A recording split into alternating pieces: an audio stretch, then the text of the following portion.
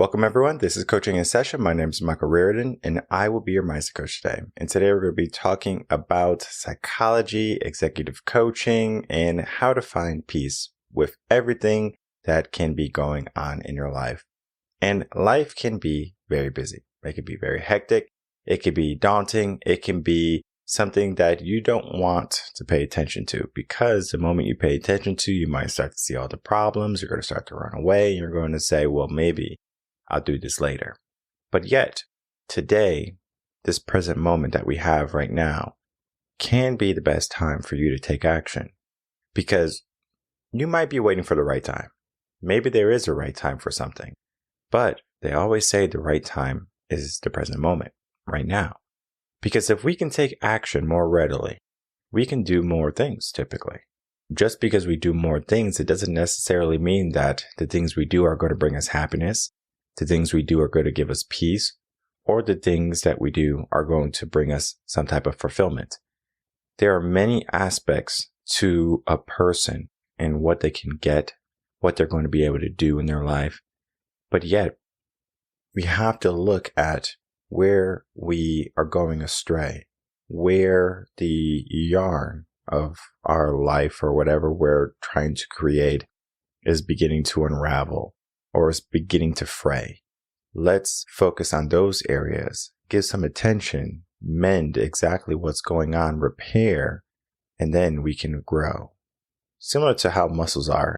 I know I talk about the gym sometimes. We expand and we contract. Our mind is very similar.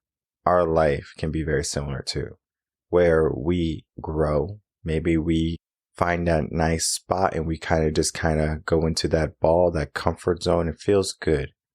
And we stay there and we feel stuck. Yet that stuck, maybe at one point it was comfort, but then at some point it becomes a battle for us to escape this area that we have given ourselves, an area that we thought we would be very happy in, that we would grow in, that we would prosper in. But this area is not our peace. So today we're going to be going on a journey to learn how we can start to come to peace. Because the mindset that we can get from this is going to be one that's going to help us grow to new heights in our life. And I'm going to be doing that today with my guest, Joanna Adler.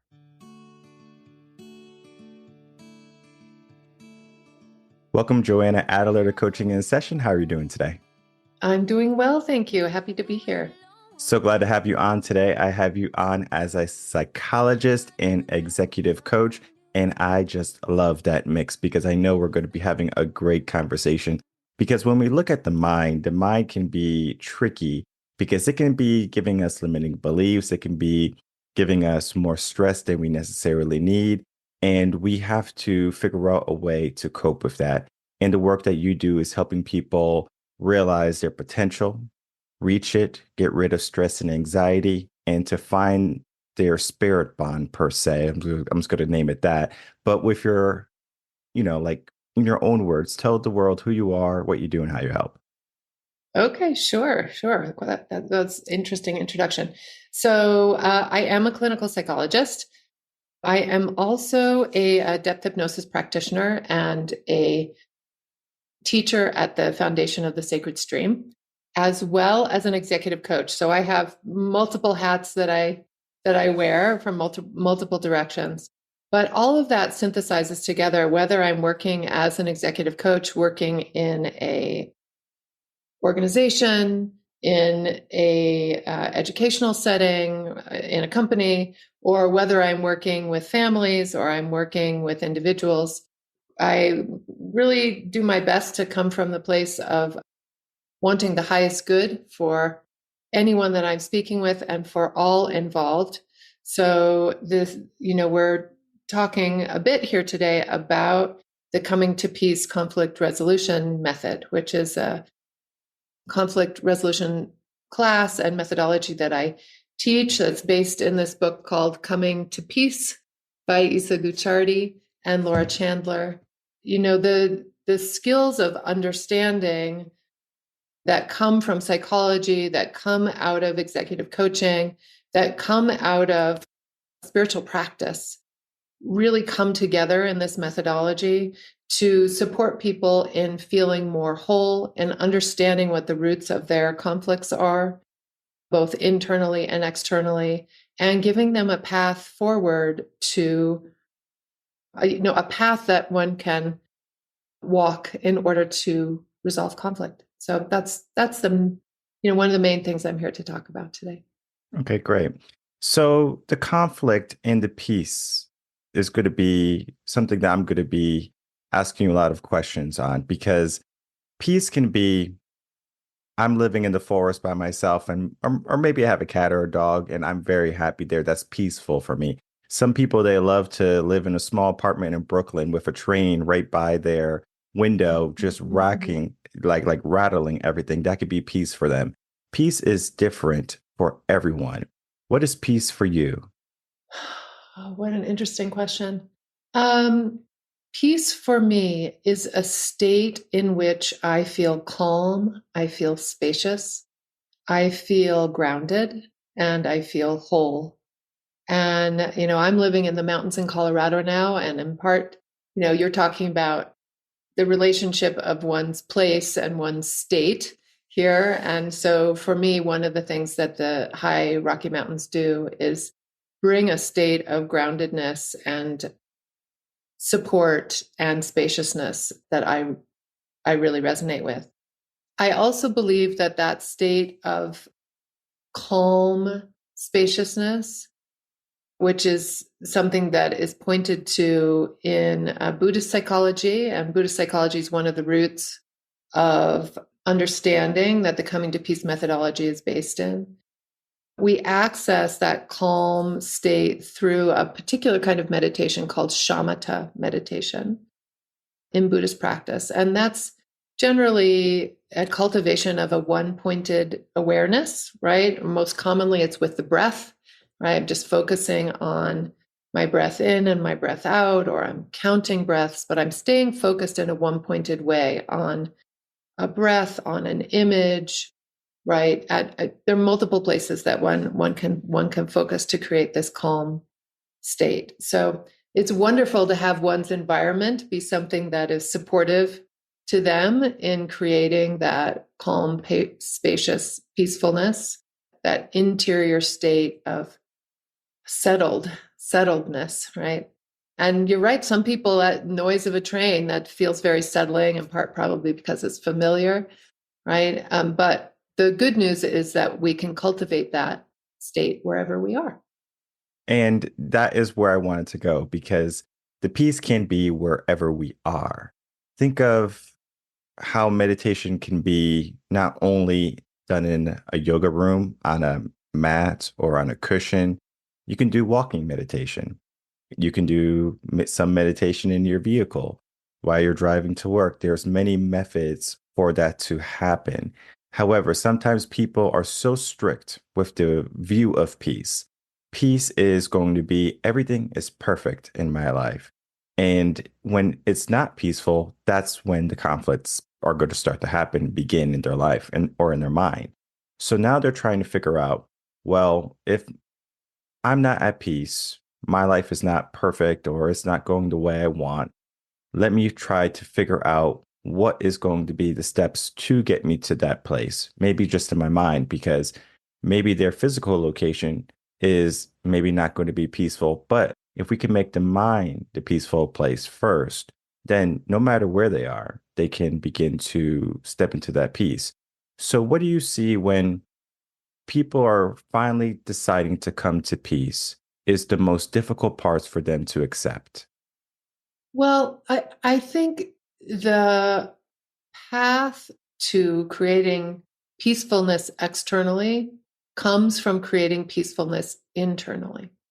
So there is focus and contemplation and engagement in understanding what's happening in one's heart and one's mind and one's psyche that helps one begin to get their hands around, where are the places that I am internally reactive, right? Where's my wounding, right? What are the places where I've had trauma? How do I begin to relate to those places in me in a way that is healing and holding and loving. The counseling model that I generally work out of and that the coming to peace methodology comes from is a spiritual counseling model. If someone's coming into a session where they're working an inner coming to peace process, which means that we are identifying different parts, like if someone feels two ways about a situation, right? Talking to a client just yesterday who was saying, boy, I just feel like I don't want to speak to this other person ever again.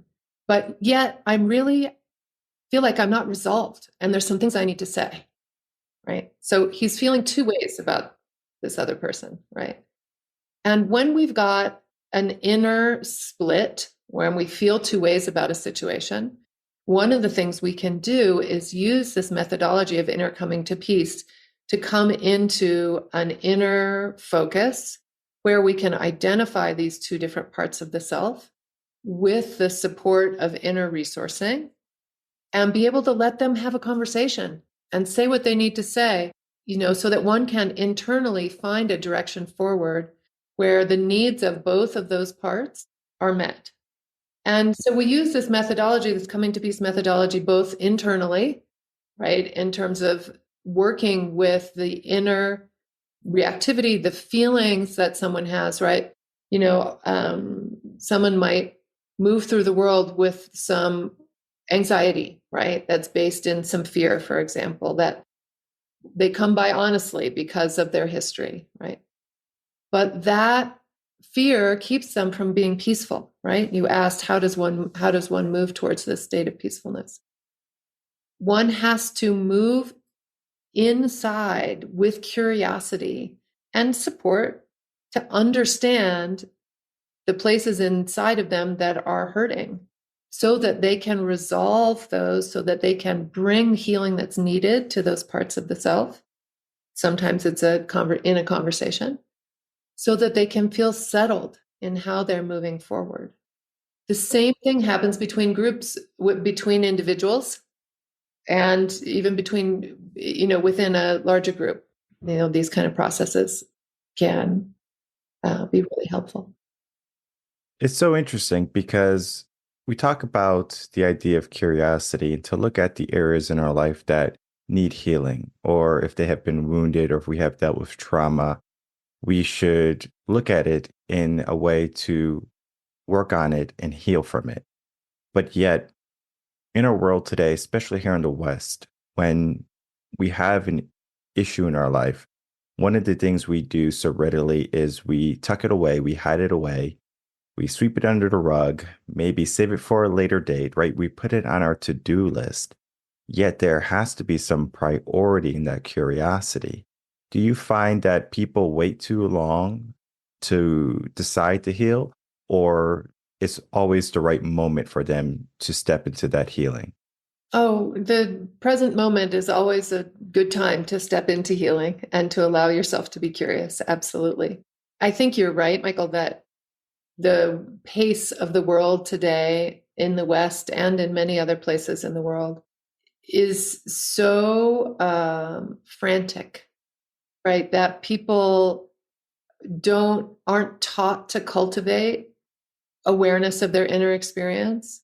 They just kind of keep going with the to-do list and all the things that got to get done, and all the distractions, right? All the distractions we have with media and phones and access to screens 24/7, and all of that it is, we get really caught up in that and miss out on this opportunity. I think, in Buddhism, they say that finding the Dharma, right, which is meaning having a connection with the philosophy, is like finding a needle in a haystack. It's like it's so rare that one actually finds a connection to something that can help them settle and access the resources they need to begin to create some healing for themselves, right? We hear that with people when people are in the dying process. You often hear them say with regret, my gosh, I wish I had paid more attention. I wish I had been more loving. I wish I had created more space for myself and for those around me. And I think that's a real lesson for us with the pace of society and the pace of things in the world today. I just finished a book. It was The Top Regrets of the Dying, or something similar to that. I would have to look to see the exact title and the author. But the book was interesting because it talked about how sometimes we lose the things that are closest to us in our heart, our friends, our family. We get so tied down with what we see in the moment. Sometimes it's our career. Sometimes it could be our hobbies. It could be the things that don't necessarily bring us the most fulfillment. And I know in my work, what I do with mindset coaching and when I work with executives, one of the things they struggle with is fulfillment. They have maybe reached a great place in their life. Maybe money is no longer an issue. They can go on all the vacations in the world, but they don't feel fulfilled. Is fulfillment the same as peace? And if it is, how can those two create a harmony together? Well, I mean, I'm curious what you think, but I would argue that fulfillment is an aspect of peace, or that it can be an aspect of peace. I think, that peace is available, period. And that's the good news, right? Is it easier to access when things are going well? Absolutely. Is it easier to access when we're feeling good about what we do in the world and how we contribute and how we're being of service and what we're growing, for working in an organization? If there's meaning and vision and passion, that's engaged, absolutely. Feeling like what you are offering in the world is of value tends to bring fulfillment. And fulfillment makes it easier to find peace, right? No, I think you're spot on with that. It's so true because peace and fulfillment can be one and the same.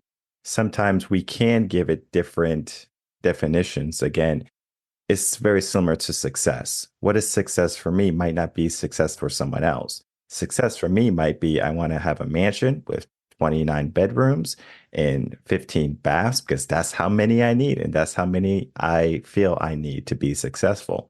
When someone might say, well, as long as I have a 3-1 or a 3-2 and I could be with my loved ones, that's better for me.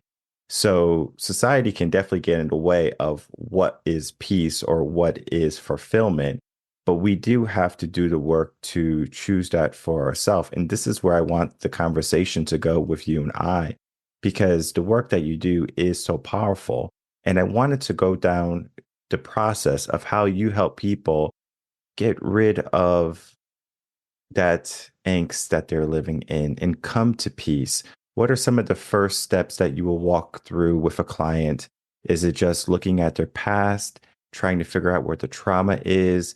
Or is it maybe starting what type of goal they want in the beginning and then working toward that? I'm pretty flexible when I start with clients in that, sometimes somebody is coming in, especially with a coaching situation, with an executive coaching situation, somebody's coming in with a goal often, right? Or sometimes it's the opposite, right? Sometimes somebody has been assigned a coach because they're not doing great. And then it's, okay, so what do you think is going on that you're having a hard time, right? So then we have our work cut out for us to understand that and bring some support and wisdom to what is happening for them that they're getting in their own way, right? Other times I start with a history, right? If somebody doesn't have a super strong first agenda, I want to know the history. I want to know what their relationships were like in their early life, because those are the template for how we're relating at work or how we're relating at home now, right, as adults. And I want to understand any presenting problems that they have. Where do you feel successful in the world and where do you feel like you struggle in the world? And I want to understand all of those things. And it's from gathering all that information that we begin to understand where someone's getting hijacked, if they're getting hijacked, right? So you said how do you address angst, right? So one way to think of angst is that it is a feeling. Often it has a fear base to it that is based in experience. And often, I would say usually, when someone has a feeling like angst or fear or anxiety, or they've got a reaction to internal fear that they have, which can come in the form of anger, for example, or hatred or some way, like generally we have states that are uncomfortable and then ways we try and cope with those states, right? And the coping can be sometimes more effective and sometimes less effective, right? So sometimes we get this layer cake of things. I've got my initial fear, then I got this way that I get angry with myself about fear, or I have this initial fear and I get angry with everybody else, right? Because that's how I'm trying to defend myself when I interpret that something is threatening to me, for example. We just need to begin to understand what that anatomy is for each person, where they're struggling, and how they're going through their life in terms of how they're coping with the places that they struggle, how that's affecting them. If I'm dealing with an executive with an anger problem, we've got some unraveling to do to understand what they're trying to do by being angry. Right? What are you trying to do by being blustery all the time? Right? I do a bunch of executive coaching in a Ivy League university, and I find that a lot of those people are doing a lot of chest butting. Like, I'm like, okay, what's the power game here? What are you trying to do here? What's the point, and how are you going about the point? And is that the most effective way to get where you're wanting to go? So, we unravel, we begin to work backwards to see how did we get here. And when we add this layer of ability to be able to use hypnotherapy or guided meditation, we can help someone focus their mind back to what may have been the original place that this feeling got started, right? Like, there's a lot of parents in the world that are really well-intentioned and doing the best they can. There's a lot of parents in the world that are not. But even with those parents that are, I have 2 grown kids now, even with those parents that have really tried hard, breaches happen. Things happen where a kid feels missed or unmet, and or much, much worse than that, right? Neglect, abuse, is rampant. We need to understand where somebody got off course from the place inside themselves where they hold positive intention, from which they're curious and from which they can be peaceful, right? That's kind of like what happens in life, is that we get knocked around and then we figure out how we're going to deal with how we've been knocked around, right? And then sometimes we get these kind of crystallized structures that may or may not be so helpful. So that's how I would begin to approach it. And I love the aspect of when someone is going through those coping mechanisms, we do have to look at if it's good or bad, because some things can be good, some things can be bad. But oftentimes I have found that sometimes when they cope, it can be quite destructive for them, and it makes it harder for them to get out. It's almost like you're in a hole and you're doing these things, and it's just making it more difficult to get out. Think of the executive, as you were saying, right? Puffing out their chest, and it's going around. And it makes it more difficult because now they're giving themselves that persona, that ego. And they feel like if they let that go or they become vulnerable, then people are going to walk all over them. So there's so many different aspects to coaching, and then a person realizing, is what they're doing helpful to them, to others? And at some point, we take on the world. We say, okay, the world requires me to do this, and I have to be this person. But yet that person might not be in alignment to our true self. That person might not be in alignment to someone who's going to bring us peace. But yet we feel obligated to be that person because we might have to be the mother. We might have to be the father. We might have to be the boss or the CEO, whatever. to make sure everything runs smoothly. We sacrifice our peace, and people are so readily sacrificing their peace today to be this persona that may or may not be true to themselves. How do you help people step away from that ego that they have? How do you help people step more into an aspect of growth and looking at the things that they do, whether they be good or bad, let them allow themselves growth and positivity? There's two places I want to go with that question. One of which is whenever I'm working with an individual or a group, one of the first things that I will do is relatively soon in the process is that I will lead them on a guided meditation. And the guided meditation is a process of moving inside. And what we're doing as we do that is we are moving towards what we call the part of yourself that has your highest good as its sole intent. And that part of oneself can come in any sort of fashion. It could come as an animal or a plant or a light or a mythic being or human being or sound. It could come as anything. But when someone connects in with an experience internally of a part of themselves that is holding highest good as its sole intent, we've got like a North Star for people. So that when they're getting knocked around internally or from others externally, or in a business or in a family or in whatever setting, that they have a place that they can return to that feels like home, that holds that sense of peacefulness that we've been talking about. That's the first thing that I say I think is very, very important, because growth happens in relationship to one's highest self, one's highest aspiration and best intentions, right? Like that's the container that holds one to be able to move and grow in the way that you're talking about. The other thing that we do in the coming to peace process is that we actually talk about the principles of the process, whether we're working internally or we're working, with a group at work where there's a conflict. I will talk about the principles so that we're really clear what's the container of this process for conflict resolution. We talk about holding equality, right? So nobody has more power than anybody else in this process. Each person's experience is considered to be equal in value to the experience of every other person in the group.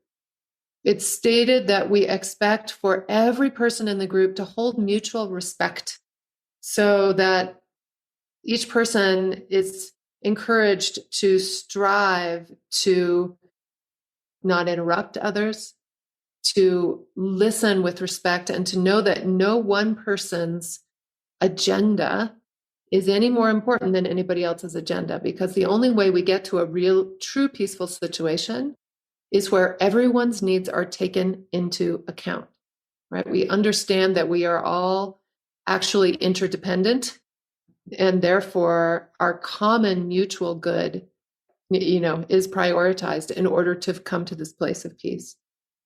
The other principles that we talk about are using honesty, holding compassion for all others in the group, right?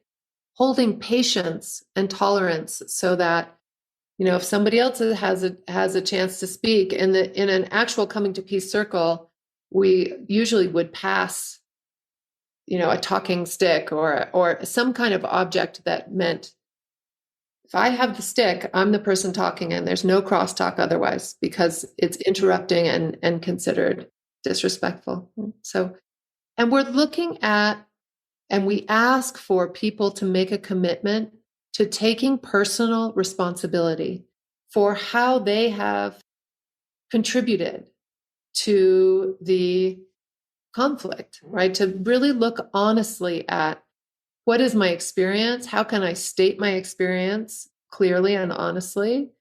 staying willing to engage, even if I disagree with somebody else, and being willing to look internally and saying, wow, I didn't, be willing to say, I did something out of anger, for example, because we've been talking about anger, that was harmful and I shouldn't have done that. Or to be able to say, wow, I'm hearing and understanding for the first time that I was doing something that caused a problem for somebody else and I didn't understand that. Right. It's another way that taking personal responsibility might look. So, between the process of staying connected internally to this inner experience of higher self, we could say, and then setting a container for these is the rules, guys. This is how we're going to do this.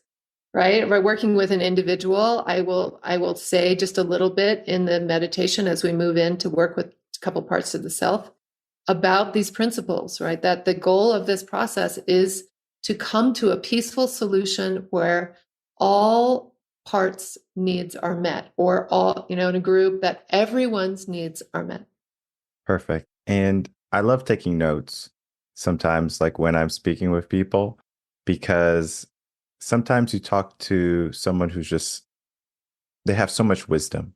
It's so interesting to hear different points and different views in different lingo, because I have found, from interviewing so many coaches at this point, where the terminology I use, it might be a little bit different, but I love to have different terminology used because it helps the mind be tugged and pulled in a way where it can expand and grow. And that is so interesting. So I was just taking so many notes, and I just wanted to let you know that, because the conversation we have is just the beginning. This right here is going to be an opportunity for so many people to learn more about your work, to learn about how you can help them reach their highest good, their highest self. And that is where we are, where people might feel stuck. They might feel lost. They might feel like they are at war. They're not at peace. But yet today can be an opportunity for them to step into an opportunity to reach out to you, to figure out what is maybe that hiccup or the obstacle where they got, or the moment, as you said, they got hijacked. That right there is going to be so powerful for them. As we begin to wrap up, I would love to get some final words from you, and then for you to tell the audience where they can find you. I guess the thing that I would love to do is just to instill hope for people, and to know that solutions are available, that there are ways to work with the angst and agita and stress and worry that people are so, that's running so rampant in our society today. So that's the good news, is that help is available. If people are interested in learning more about the Coming to Peace process, or interested in some coaching to help understand, what's happening for them internally, and if there is inner conflict that may be a part of what's happening for them, happy to talk to people about that. I teach a class on the Coming to Peace methodology through the foundation of the Sacred Stream, sacredstream.org. And my coaching practice is out of an organization called Leadership Landing. I'm a co-founder of that organization, which is a coaching and an executive coaching and business consulting firm. And, we work all over the world and all over the country, and, happy to be helpful to people in any capacity they can, whether someone is struggling in a business setting or in their individual world, or both. Perfect. And I'll make it easy for everyone. All the links are going to be in the description box below, so people can easily find you and learn more about the work that you're doing, because at some point we do have to commit to our personal responsibility. And if we have been relinquishing that for too long, it is time for us to take action today. I want to thank you so much, Joanna, for coming on, spending some time and talking about your work. All right, everyone. I'd like to thank you so much for watching that interview with my guest, Joanna Adler. What went on in that interview is we talked about many aspects of coaching, and it seemed like, just from doing it, like we were all over the place, but it was still so serene to speak with her, because it was one where we were being truthful to the journey. Because sometimes the mind can be like that. It can bounce from wall to wall, and before we know it, we are finding ourselves at the right moment or the right spot. We have positioned ourselves in a way where we can start to see all the areas around the room. The way I like to think of it as if you have a map that has not been charted and you spend a whole day surveying the map. Now you know exactly where everything is. So you get to find the best location. Maybe you're on a desert island, right? You got stranded on a desert island. You say, I'm going to spend an hour trying to figure out as much of the island as I can. Go to set markers just so I don't get lost if you're not really good with that. And then you figure out the best places to maybe set up camp. Now you might say, as soon as you land on the desert island, the first thing you are going to do is like, I have to set up camp. But yet, there can be a position where you're going to have clean water, or water is going to be more readily available. Maybe you can find some nice coconut trees for some shade because you don't want to be in the sun all day. This can be the best vantage point for you, the best place for you to start. Because sometimes a person can start and then a person is going to say, well, I already did this much. Let me just keep on going. Yet it's not the best for them. Because if you just kind of build your survival shelter on the beach, maybe one day is high tide. Maybe one day you're going to be getting bit by all the sand bugs and the mosquitoes. Probably not the best spot. Yet we learn that if this is not the best spot, what is the best spot? We begin to look at our life in a very similar manner. We look at the areas where we have gone down a path and we have said, well, I have gone so far. What's the point of me turning around? But yet it's not so much about turning around. It's about doing a pivot. It's about changing your game plan. It's about giving yourself a knowingness that what you're doing right now might not be exactly going to bring about your survival. And if we didn't even want to use a word as big as survival, our peace. Because if we're uncomfortable in some manner, the people around us are going to feel the same. Just because we lie to others and we put a fake smile on, it doesn't necessarily mean that people can't read you like a book. We all exude energy. We all emit that energy. And if we are not going to be our true self, then energy is going to suffer. And we talked about meditation. Meditation is a great tool. And I have spoken with so many people. Joanna has a very similar style to one of the coaches that I have interviewed, that I've had on a group episode. And the flow of conversation is just so interesting because it was the same exact thing where they begin to open up. Sometimes I know guests can feel maybe a little bit nervous because it's new. Maybe I'm a new guy. They don't know who I am. It can be a bit daunting. And it's so funny because sometimes I talk to people after and they say, oh, I was a little nervous. And I always think like, you don't have to be nervous with me. This is an opportunity for us to learn together and for the audience, you, to listen in and to gain some wisdom. And as I said toward the end of the interview, I took a whole thing of notes, a whole page of notes. And it was just because sometimes you speak with people, and I even said this in the interview, it's so interesting because just because they do it this way and you do it this way, it doesn't necessarily mean that either of you are wrong. There is always multiple ways to approach a situation. Think of a hostage situation, right? Where, we use anger a lot today. A situation like that can be filled with anger. It can be filled with fear. In that situation, the negotiator can say, listen, buddy, you can do whatever you want to the hostages. We're going to come in and we're going to get you. Okay, that's one way to approach it. But then there's another way to approach it. Hey, what's going on? Tell me what's going on, right? Let's figure this out together. All right, so now we have two different versions. One is going to lead to maybe a more peaceful, and one might be a little bit more hostile. The path is going to be the same. Whatever you're doing is going to be stopped. And I know it's a far turnaround from the conversation we had today, but it's all connected in the sense of what is peace. Because peace, as we started the interview with, is going to be something that we get to decide. What is peace for us?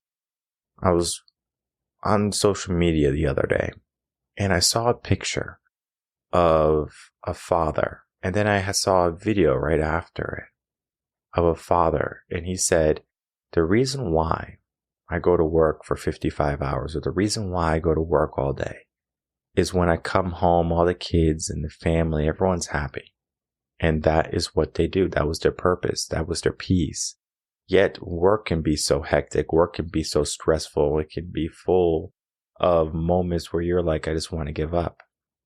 But we give ourselves more meaning. We commit to our personal development. We commit to our responsibility. We say, how can I reach my highest good? And typically the people that we love are going to help us. They're going to help us reach that good a lot sooner. But yet, if we are so focused on a mission or on a purpose that is not going to bring about fulfillment at some point, or we have learned that the things like money are tools for a cause, but yet not for happiness, then you might say, it doesn't matter how much money I make, but I'm still going to keep on doing it because I'm giving myself a purpose. And all of this is to say, we get to make a choice. Somewhere in your life, maybe you did something that wasn't appropriate to your true character. And now you feel lost. You feel disconnected. You feel detached. But we can bring those feelings back. Peace can mean we understand what we have done. We have come to the realization that the path that we have walked on might not have been perfect. And we're okay with that. Because the path that we will walk on is going to be more pronounced. It's going to be better. It's going to be more full of enjoyment. It's going to be more full of prosperity and positivity in our mind and in our life. This can be our peace. This can be our fulfillment. But in order to come to that, we have to look inside. When you look inside, it can get pretty rough. It can be very messy. And that is where you want a coach. That is where you want someone like Joanna in your corner to help you with that process, especially through guided meditation, helping you understand that the journey that you're on is not finished. Don't feel stuck in your ways. Don't feel trapped in who you are or what you have become. You can make that change today. If you're someone who's suffering from stress, anxiety, lack of confidence, you can name it. There are so many negative feelings that are going to be taking you away from your peace. And we need to step toward that peace more readily. I encourage everyone, all the links are going to be in the description box below. Reach out to Joanna. Of course, we are always here to support you here at Reven Concepts, revenconcepts.com. More than happy to speak with you about what's going on in your life.